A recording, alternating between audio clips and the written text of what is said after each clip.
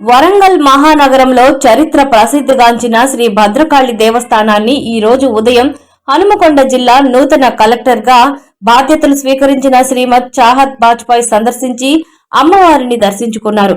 ఆలయానికి విచ్చేసిన జిల్లా కలెక్టర్, ఆలయ కార్యనిర్వహణాధికారి శ్రీమతి రామల సునీత, ప్రధాన అర్చకులు శ్రీ భద్రకాళి శేషు, ధర్మకర్త శ్రీ బింగి సతీష్లు పూర్ణ కుంభం, మంగళ వాయిద్యాలతో ఘనస్వాగతం పలికారు.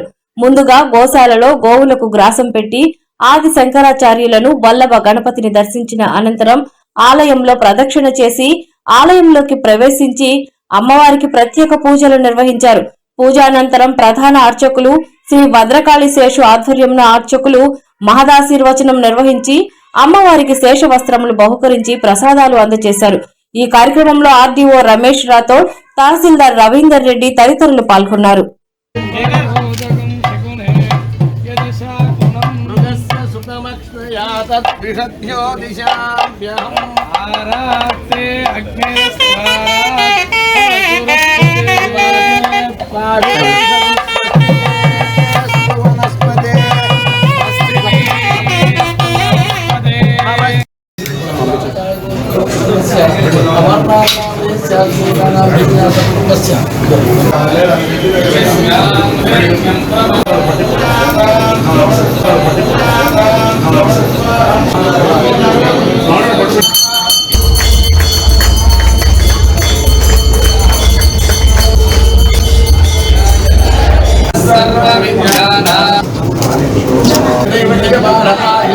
నేను ఫోన్ చేస్తాను.